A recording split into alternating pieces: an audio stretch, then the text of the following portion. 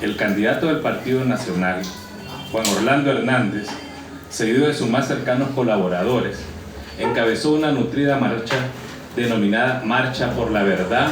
la cual, conforme a sus propios organizadores, supuestamente superó los 130.000 personas. Hoy Juan Orlando Hernández parece que dijo que eran 700.000, no sé, pero yo me quedé con este dato. En esta Marcha por la Verdad hay varios elementos políticos para analizar y para cimentar una adecuada lectura del discurso cínico y decadente del candidato del Partido Nacional, el cual, de forma descarada, promueve una apología al odio y a la confrontación en un país cansado de la violencia y necesitado de propuestas que transformen nuestra realidad, y no la promoción de una confrontación decadente. Pero para no ser tan severo con el candidato oficialista, le dispensamos el hecho de que este síntoma de decadencia y de confrontación no es propio de él solamente,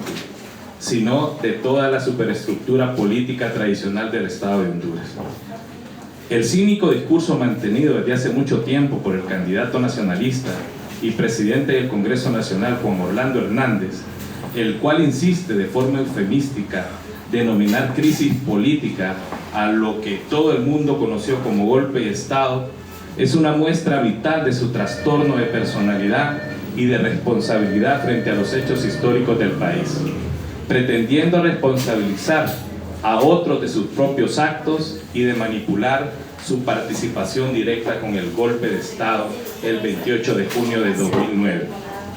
y encubriendo que quienes dejaron en las más terribles condiciones de vida al país no fue el presidente Zelaya, sino los que promovieron y ejecutaron el golpe de Estado,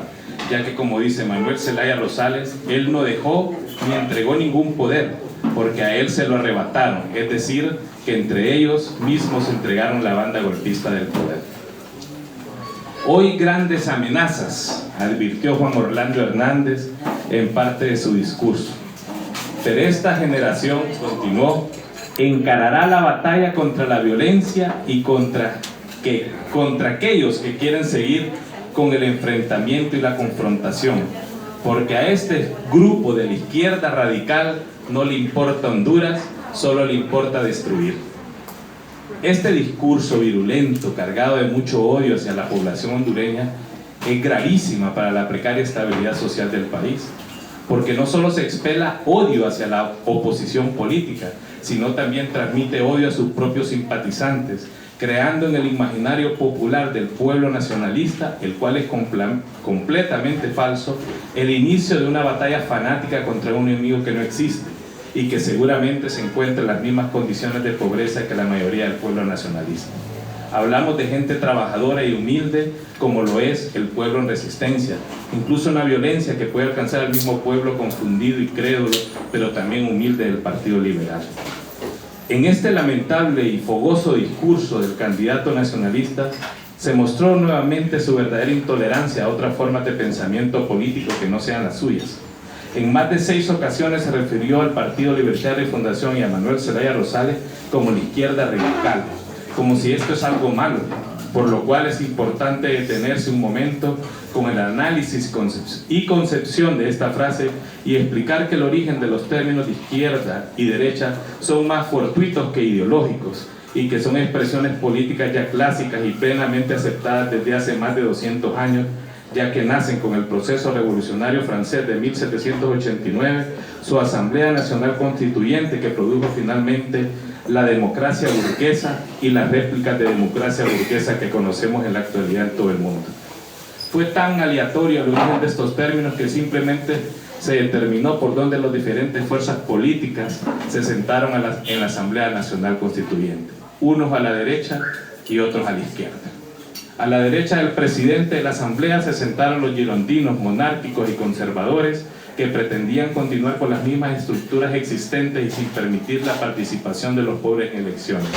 ya que según los girondinos, estos no debían participar en política porque no pagaban impuestos y no tenían participación en la economía del país. Y los jacobinos sentados a la izquierda del presidente que pugnaban por un Estado revolucionario, igualitario, de libertad, donde los pobres tuvieran participación en elecciones.